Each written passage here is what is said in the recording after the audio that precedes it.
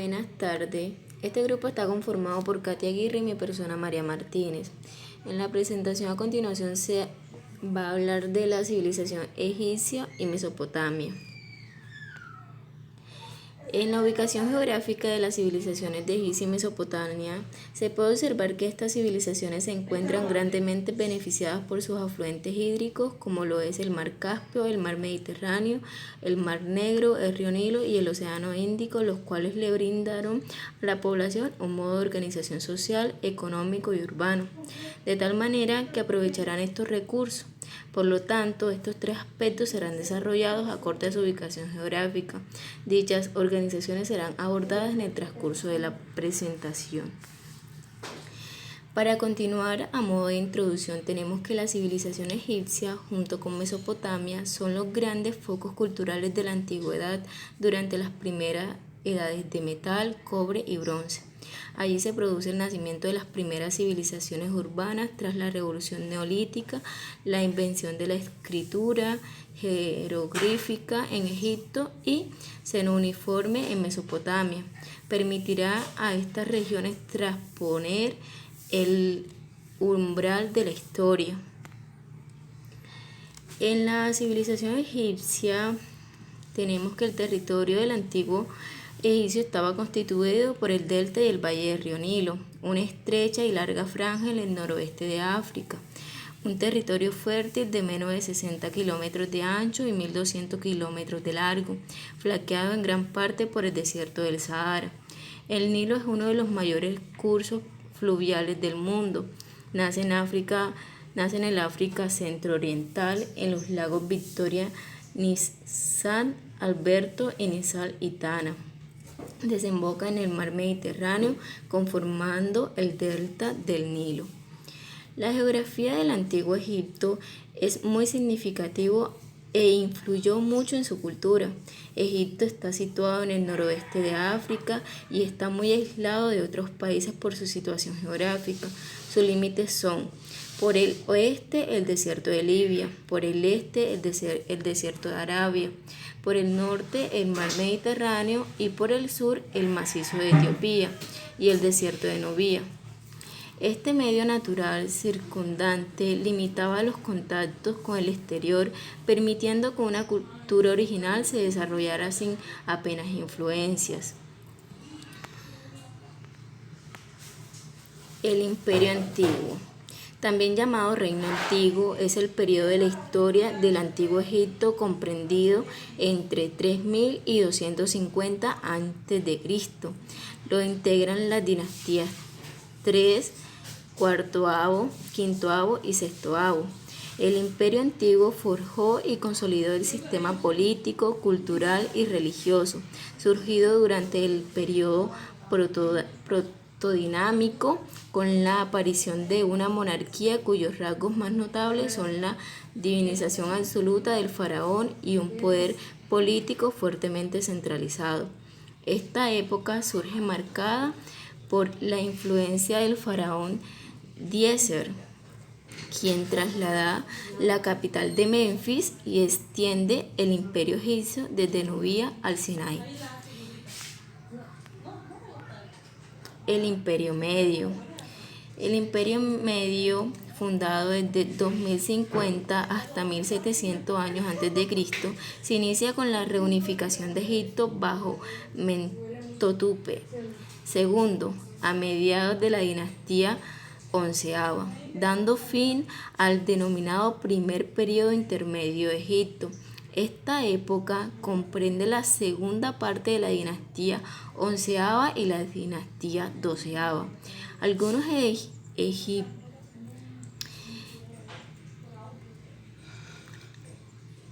egiptólogos consideran que la dinastía treceava y catorceava también pertenecen al Imperio Medio de Egipto. Le siguió el segundo periodo intermedio de Egipto, en el que vuelve a disgregarse el poder en Egipto. Con el nombre de Imperio Nuevo se conoce el periodo histórico que comienza con la reunificación de Egipto bajo Amosis I, desde los años 1554 a.C. y que termina hacia el 1080 hacia el 1085 a.C., con la llegada al trono de los soberanos del origen libio. Lo compone la dinastía 18ª, 19ª y 11ª. Transcurre entre el segundo periodo intermedio y el tercer periodo intermedio de Egipto. Las dos últimas dinastías, la 19ª y la 20ª, se agrupan bajo el título de periodo Remesida. La organización social. La organización social de Egipto y su estructura jerárquica se desplegaba en forma de pirámide. En el primer escalón se encontraba el faraón y la familia real, y en la parte inferior se encontraban los artesanos, agricultores y los esclavos. El grupo social que tenían vínculos con la alta jerarquía era la que gozaba del estatus social y acceso a los poderes económicos. Sin embargo, solo una minoría de campesinos y cultivadores lograba surgir económicamente si lograban destinar fondos para la educación desde sus hijos con la escuela, que eran dirigidas por eclesiásticos, agricultores y artesanos. Los alumnos que lograban leer y escribir podían llegar a ser escribas y de esta forma poder obtener un cargo en el gobierno. En primera instancia tenemos el faraón. Se creía que era un dios supremo encarnado en un humano que tenía poderes para dominar el universo, por lo que era indispensable satisfacer todas sus necesidades para garantizar su bienestar. La esposa del faraón siempre debía estar a su lado. Cuando un faraón fallecía, era sepultado en las pirámides, cuyo fin era albergar los restos de la realeza.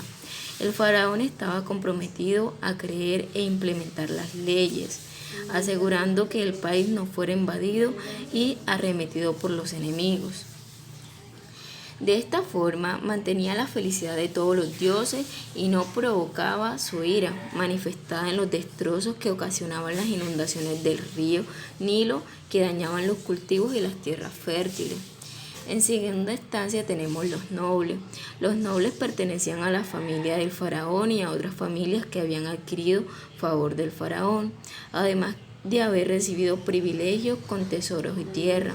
Vivían plácidamente en las provincias que gobernaban, ya que eran terratenientes y altos funcionarios del gobierno. Tenían poder y solo ellos eran dignos de trabajar en el gobierno. Los nobles se posicionaban debajo de la jerarquía del faraón, se encargaban de mantener las leyes y de generar el orden social de sus provincias. Tenemos a los sacerdotes.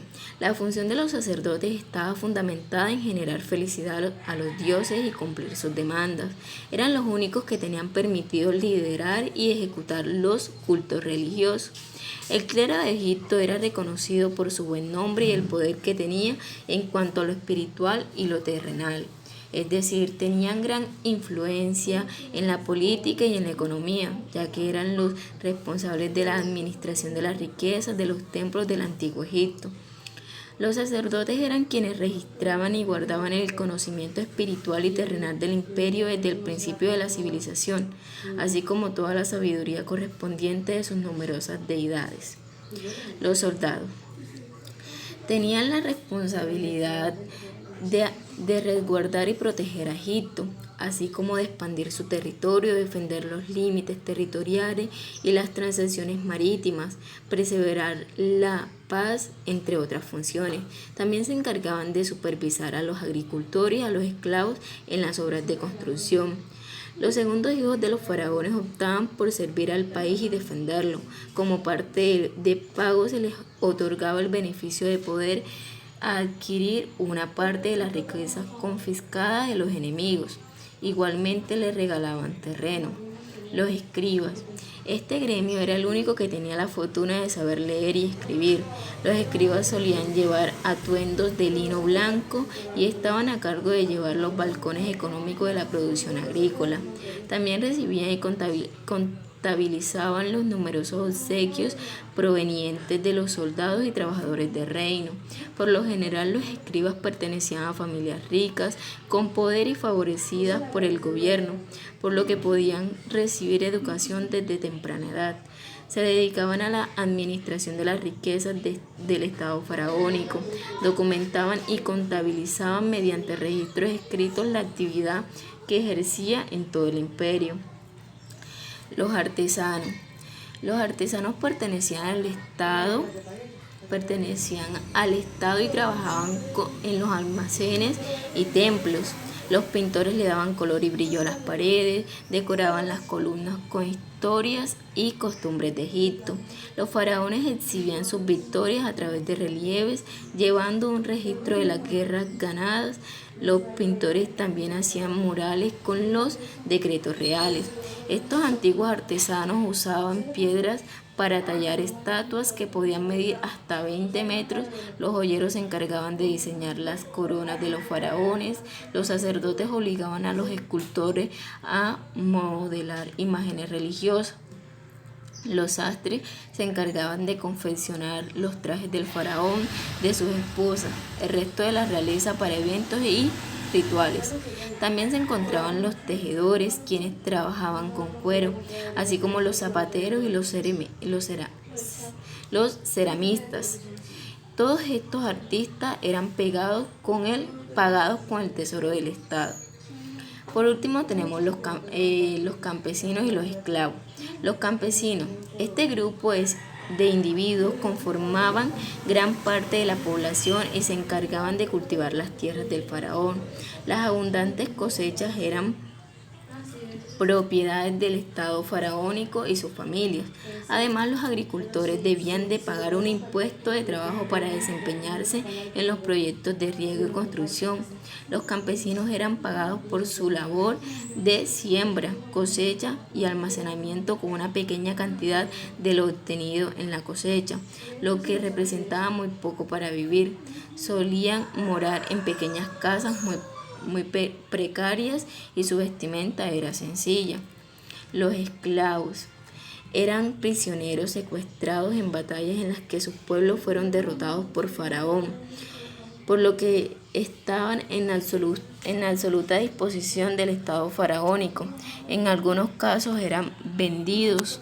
En trabajos de los esclavos consistía en la construcción de los edificios funerarios, de las pirámides, el trabajo de las canteras y minas, y la construcción de monumentos dedicados a los dioses. Los esclavos también tenían la asignación de embalsar y momificar. Carecían de cualquier tipo de derechos y eran obligados a ejercer trabajos pesados. Además de haber hombres en funciones, también había mujeres y niños al servicio. A continuación viene mi compañera explicando la organización económica de la civilización de Egipto. La economía de Egipto se fundamentaba en la agricultura y la ganadería, completadas con la artesanía y el comercio. Las tierras eran fertilizadas anualmente por la crecida del río Nilo y en ellas se cultivaban cereales para hacer pan y cerveza, hortalizas, lino para fabricar tejidos, etc. Los egipcios eran hábiles artesanos, fabricaban cerámica, joyas, tejidos, parte de los cuales se exportaban a otros estados. Comerciaban con otros pueblos, fundamentalmente a través del Mediterráneo, utilizaban el río Nilo como vía de comunicación y transporte de mercancías. A continuación, el urbanismo de Egipto. Fue una de las primeras grandes civilizaciones de la Edad Antigua y una de las más influyentes en el mundo y de las más estudiadas. Llegó a convertirse en una potencia mundial, la cual atraía personas de todos los lugares con sus magníficas estructuras y por su riqueza y su buena administración como imperio. Las viviendas egipcias se construían a partir de un patio, eran de dimensiones amplias, lo que hacía pensar que en ellas habitaba un elevado número de personas. Eran de planta cuadrada con un espacio central. La clase social se evidenciaba en el número y la amplitud de las estancias, pero la estructura era la misma. Bueno, en la civilización egipcia podemos encontrar varias ciudades importantes, entre ellas tenemos a Menfis, la cual fue la capital del Imperio Antiguo de Egipto y del Nomo I del Bajo Egipto.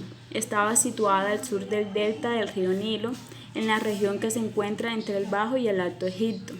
Fundada alrededor del 3100 a.C., por el primer faraón de Egipto, Menes. Las ruinas de la ciudad se encuentran 19 kilómetros al sur de El Cairo, en la ribera occidental del Nilo. Durante gran parte de la historia egipcia, Menfis fue la ciudad más importante del país y el centro económico del reino, capital indiscutible desde la dinastía I a la octava, resurgiendo durante el reinado de Ramsés II y Renemtab. Se estima que Menfis fue la ciudad más poblada del mundo hasta el año 2250 a.C. En el momento de mayor auge pudo tener más de 500.000 habitantes. La segunda ciudad importante que se señala en la civilización egipcia es Tebas. Bueno, esta sucedió a Menfis como capital durante la 11ª dinastía egipcia, siendo durante unos 1500 años la capital del antiguo Egipto.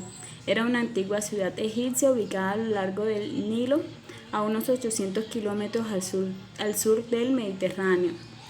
Fue la principal ciudad del cuarto nomo del Alto Egipto y fue la capital de Egipto principalmente durante el Imperio Medio y el Imperio Nuevo. Estaba relativamente cerca de Nubia y del desierto oriental, con sus valiosos recursos minerales y rutas comerciales. Fue un centro de culto y la ciudad más venerada del antiguo Egipto durante su apogeo. El sitio de Tebas incluye áreas tanto en la orilla oriental del Nilo, donde se alzan los templos de Karnak y Luxor, y la ciudad propiamente dicha, y la orilla occidental, donde se encuentra una vasta área de necrópolis con grandes cementerios privados y reales y complejos funerarios. También tenemos a Tel el Amarna, el cual es el nombre árabe de una región egipcia situada en la ribera oriental del río Nilo, célebre por ser el enclave donde se edificó la ciudad de Ajetatón a mediados del siglo XIV a.C., la nueva capital de Egipto. Ajetatón fue el nombre de la ciudad ordenada a construir por el faraón Akenatón hacia el 5º año de su reinado y ocupada hacia el 9º, aunque se convirtió en la nueva capital de Egipto 2 años antes. En el nuevo lugar se rindió culto hegemónico al dios Atón, representado iconográficamente por un disco solar cuyos rayos acaban en manos portadoras de la llave de la vida. Ajetatón se localizó a mitad de camino entre Tebas y Menfis, las dos ciudades más importantes del antiguo Egipto. Los egipcios consideraban, en cuanto a las creencias religiosas, tenemos que los egipcios creían en varios dioses, de los que cada uno tenía una función importante, por lo que celebraban rituales en honor a ellos. Por ejemplo, rezaban al dios Hapi para que el río Nilo tuviera más agua, y regara sus campos. Además de que existían dioses con cabezas de animales y cuerpos de hombres. Por ejemplo, tenemos a Isis, la cual era una diosa del nacimiento de las madres. Set era el dios del mal y del desierto, tenía cabeza de perro y cuerpo de hombre. Baste era la diosa del hombre, la mitad de cuerpo era de gato y el resto de mujer. Ra era el dios de la vida, del sol y del cielo. Tot era el dios que había inventado la escritura y que manejaba el tiempo. Horus era el dios del cielo, tenía cabeza de halcón y cuerpo de hombre. Y Osiris era el dios de los muertos. Los egipcios consideraban que las tumbas eran las casas de los muertos, las cuales tenían el nombre de sarcófagos, donde se colocaban los cuerpos de los muertos. Alrededor de ellos dejaban alimentos, ropas y joyas. Los faraones poseían el sarcófago más grande de la civilización. Los egipcios construyeron 3 tipos de tumbas: las mastabas, las pirámides y los hipogeos, de modo que se clasificaban a partir de la organización jerárquica de la sociedad. Los templos eran considerados las casas de los dioses, el lugar donde eran adorados por la población. Cada dios tenía su templo en los cuales solo vivían los sacerdotes. Para finalizar la organización de Egipto, la civilización de Egipto, tenemos la arquitectura. en la que se puede señalar como material principal el adobe, ladrillo y se utilizaban refuerzos de piedra. Las casas más cuidadas pertenecían a los nobles y faraones. Las ciudades tenían una estructura delgada debido a la ubicación geográfica de la civilización a orillas del río Nilo. Las casas eran muy sencillas, con una estructura cuadrangular, con una sola entrada y no más de 3 habitaciones, aunque también había casas con varias o muchas habitaciones abiertas en torno a patios, con una parte para la familia y otra para el servicio. Habían templos gigantescos, la mayoría de ellos eran de dimensiones colosales, iniciando por sus fachadas enormes y terminando en cámaras más estrechas, y pirámides, las cuales tenían tumbas reservadas al faraón y a su familia. En el interior de la pirámide se construían numerosas salas y pasillos que formaban un laberinto. En la cámara mortuoria se depositaba el cuerpo del difunto acompañado de grandes tesoros.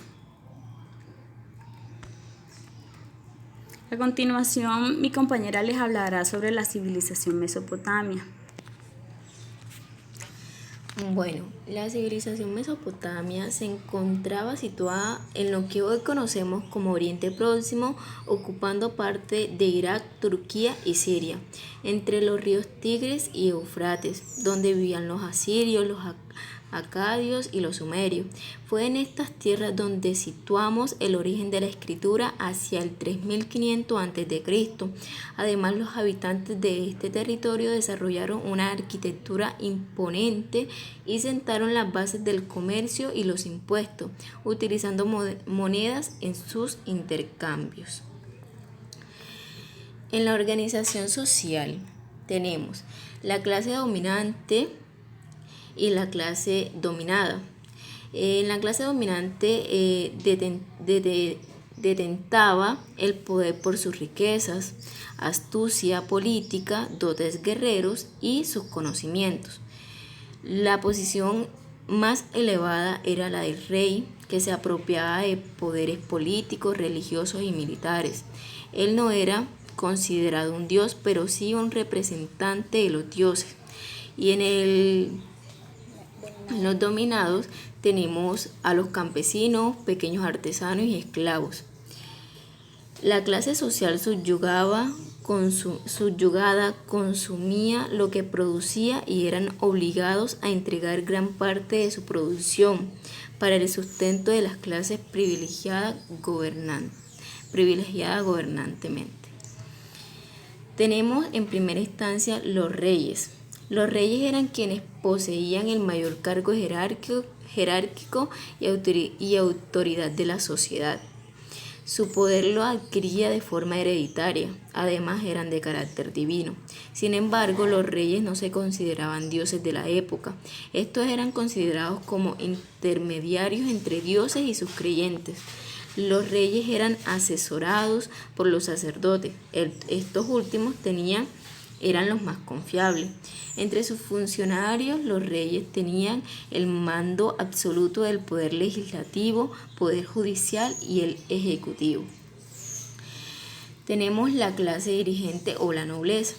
Esta división estaba integrada por los sacerdotes, jefes militares, propietarios de grandes tierras y comerciantes. En esta clasificación estaba el estado de la clase alta. Los sacerdotes trabajaban en el pueblo como curanderos y adivinos. Los sacerdotes más cercanos al rey se encargaban de asesorarlo en decisiones de suma importancia. Los pertenecientes al grupo dirigente ocupaban cargos administrativos por debajo del rey. Es importante destacar que los comerciantes poseían un papel fundamental, ya que obtuvieron sus riquezas gracias al intercambio. Los hombres libres. Esta categoría estaba formada por todos aquellos campesinos, ganaderos, agricultores y artesanos. Estos tres últimos en su mayoría trabajaban para el rey. Paulatinamente, el rey dio autorización a los artesanos, ganaderos y agricultores a trabajar en sus tierras. Luego de esto surgió la población privilegiada. Asimismo, los agricultores formaban el grupo más grande, ya que la economía que predominaba en Mesopotamia era la agricultura. Esta clase social era la más numerosa. Los esclavos. Por último, esta última organización la conformaban todos aquellos prisioneros y los ciudadanos de escasos recursos que para saldar sus deudas debían venderse a sí mismos y a sus familias. Los esclavos eran personas sin derecho alguno, pertenecientes al reino a las personas de la clase alta. Los esclavos realizaban los trabajos en las tierras y las construcciones de monumentos. A estas personas sus dueños les pagaban básicamente solo con comida, vestimenta y aceite. Actividades económicas. La civilización mesopotámica creció debido al desarrollo de la agricultura. La crecida de los ríos en las épocas de lluvias hacía que se inundaran las zonas bajas. Al retirarse las aguas, las tierras quedaban fertilizadas. La producción agrícola era muy importante, originando excedentes que motivaron el auge del comercio. En la agricultura tenemos que fue la actividad principal. La construcción de canales para el regadío hizo que se ampliaran las tierras de cultivo y la producción fuese importante. Los cultivos principales fueron los cereales, hortalizas y legumbres. La ganadería complementaba la agricultura, desarrollándose fundamentalmente el ganado ovino y bovino. La artesanía, fundamentalmente, en ella se trabajaba con la lana, el metal, la alfarería y la orfebrería. El comercio tiene un desarrollo muy importante. Debido a los excedentes de producción, se exportaban cereales y tejidos, importaban oro de Egipto, cobre de Anatolia, piedra y madera de Persia. Inicialmente se hacía en forma de trueque y más tarde las transacciones se realizaron con la moneda. Organización urbana. Mesopotamia se dividió en dos, Alta Mesopotamia o Asiria y Baja Mesopotamia o Caldea. En su historia aparecen varias civilizaciones, de las cuales la primera ocupó el territorio de Mesopotamia, que abarca la cuenca fluvial de los ríos Tigris y Éufrates desde la prehistoria hasta la caída del último imperio mesopotámico.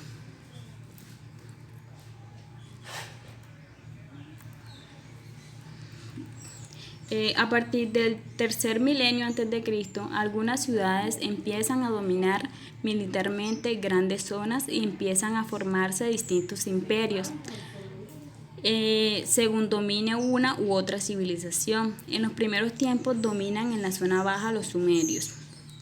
Bueno, inicialmente tenemos a Persia en el año 337 a.C. Ciro II convierte a Babilonia en una provincia persa. Este imperio perdura hasta ser conquistada por Alejandro Magno en el año 331 a.C. El imperio asirio en el año 1250 a.C. Ellos eran un pueblo guerrero y organizaron una sociedad militarista del norte de Mesopotamia. Ante la debilidad del momento, se hace con el dominio de todos los territorios. Su máximo exponente es el rey Hatshepsut. Es el urbanismo más riguroso de todos. Las ciudades amuralladas y con fosos navegables, los edificios públicos como palacios y templos están colocados en los lados en forma de torres o fortalezas. Imperio Babilónico. En el año 2100 a.C. fue un antiguo imperio localizado en la región central-sur de Mesopotamia, teniendo un epicentro en la ciudad de Babilonia. Su historia se divide en dos etapas principales separadas entre sí por el periodo de dominación asiria: el imperio paleobabilónico o amorrita y el imperio neobabilónico o caldeo. La ciudad de Babilonia pasa a controlar el resto de las ciudades de Mesopotamia. El rey Hammurabi es el que consigue unir todos los territorios. 2 siglos después, parte del imperio cae en manos de los hititas, un pueblo de Asia Menor. El imperio acadio, en el año 2500 a.C., el rey Sargón sometió a toda la Baja Mesopotamia. Es el urbanismo presente en la zona central de Mesopotamia. Sus cualidades urbanísticas vienen del norte y del sur a la vez. Los palacios y fortalezas normalmente están colocados al lado de las murallas y el templo en el centro de la ciudad. La ciudad se ordena mediante una serie de calles principales como la Avenida de las Procesiones de Babilonia, y estas calles principalmente delimitan los barrios. Los sumerios, en el año 4000 a.C., se dedicaron con énfasis a la agricultura y el desarrollo, una sociedad con un gobierno teocrático. Este es un urbanismo presente en el sur de Mesopotamia. Las poblaciones Uruk, Lagash y otras se convirtieron en poco tiempo en ciudades-estado. Estas parecen nacer de una ciudad-templo primitiva con un contorno ovalado y un trazado ortogonal, protegida por torres defensivas con fosos en ellas. El dominante de toda la ciudad era normalmente un zigurat situado al centro de la ciudad. Bueno, encontramos los tipos edificatorios. Primeramente se debe describir el templo, el cual era un centro religioso, político y económico. Tenía tierra de cultivos y rebaños regalados por funcionarios propios, almacenados para guardar las cosechas, y talleres donde fabricar utensilios, estatuas de cobre y de cerámica. El palacio. El palacio de Mesopotamia constituye un gran recinto amurallado con numerosas dependencias, patios, salones de recepción y un templo. Los palacios mesopotámicos se convertían en el modelo de la población romanos al oriente del imperio y también en modelo de los palacios árabes. Era un centro de poder político, económico y religioso. El palacio se situaba junto al templo y estaba amurallado con almenas y torres. En los palacios asirios, toros alados custodiaban sus puertas. Otros tipos de edificación fue el zigurat. El zigurat era una edificación ligada al templo y dedicada a una divinidad. Se utilizaban también como observatorios astronómicos. Estaban compuestas por una serie de pisos, a cada cual de menores plantas y alturas, pintados de distintos colores. En el último se encontraba el santuario. El zigurat no era el lugar en el que se realizaban actos públicos o ceremonias, sino que se le consideraban la morada de los dioses. Gracias al zigurat, los dioses podían estar cerca de la gente por medio de los sacerdotes. Solo los sacerdotes tenían acceso al interior del zigurat para atender a las necesidades de los dioses, lo cual hacía de ellos un elemento poderoso de la sociedad. El zigurat era como un puente entre el cielo y la tierra. El zigurat se dedicaba también a las observaciones de los astros. Estos fueron un tipo de templo común para sumerios, babilonios y asirios. Las viviendas. En cuanto al urbanismo mesopotámico, en un principio tenían un trazado irregular y se construían alrededor del templo, pero posteriormente el trazado fue adquiriendo una manera más cuadriculada. El espacio ciudadano venía delimitado por murallas que rodeaban la ciudad conformando un perímetro. Habían varias partes fundamentales en la ciudad. Por un lado estaban las dos casas principales el del dios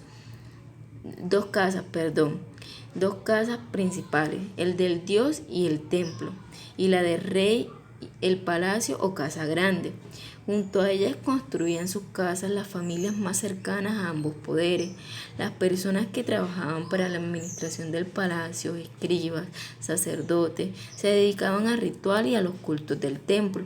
Las casas eran sencillas y en esencia contaban de un patio alrededor del cual se construían las habitaciones.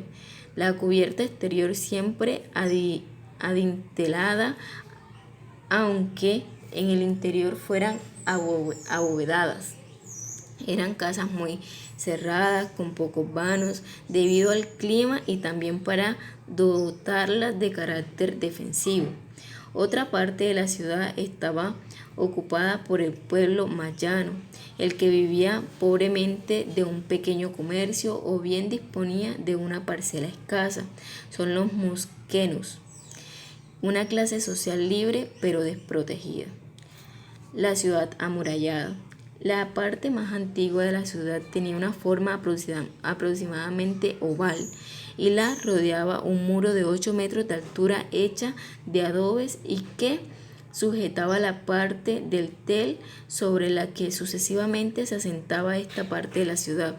Su interior estaba constituido por un laberinto de casas de 1 o 2 pisos, del cual se ha excavado una parte considerable de uno de estos barrios, el sureste del Temenos o recinto sagrado.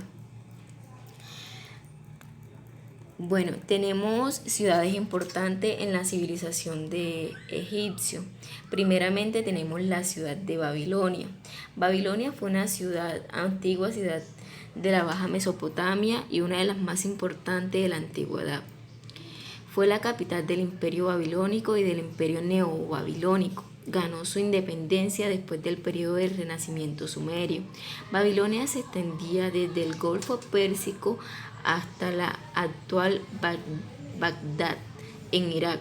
Hoy en día se encuentra dentro del país de Irak, siendo conocida como Babil o Gobernación de Babilonia, históricamente la cual fue cogiendo relevancia, convirtiéndose en una potencia regional para llegar a ser la capital de un imperio bajo el poder de Hammurabi. En ese entonces era el rey. En el siglo XVIII a.C. Esto hizo que se convirtiese en un gran centro político, religioso y cultural. Con el paso de los años, la ciudad fue perdiendo relevancia, aunque Alejandro Magno quiso devolverla su grandeza. La segunda ciudad importante que tenemos en la civilización mesopotamia fue Nínive, la cual fue una importante ciudad asiria dentro del actual Mosul en Irak, descrita en el libro de Jonás como ciudad grande sobremanera de 3 días de recorrido. Se encuentra en la orilla oriental del Tigris, se extiende a lo largo de 50 kilómetros con una anchura media de 20 kilómetros, extendiéndose desde el río hasta las colinas del este. Toda esta extensa área es en la actualidad una inmensa zona de ruinas. Nínive era un importante punto de paso de las rutas comerciales que cruzaban el Tigris. Ocupaba una posición central en las rutas entre el Mediterráneo y el Índico, uniendo así Oriente y Occidente, recibiendo influencias y riqueza de muchos lugares. Llegó a convertirse en una de las más grandes ciudades de la antigüedad. Para continuar, los materiales de construcción que utilizaban la población en esta civilización fueron las construcciones pues se realizaban en la cuenca de los ríos Tigris y Éufrates debido a su condición geográfica. Utilizaban el barro para hacer sus construcciones debido a las condiciones del suelo. Por esto hicieron muy poco uso de la piedra y madera, ya que era muy lejano conseguirlos. Más luego inventaron los ladrillos de arcilla pura, sometidos al esmaltado y vidriado. Estos eran unidos en los muros con cal o asfalto y en la cubierta usaban una bóveda formada de arcos de medio punto contiguos.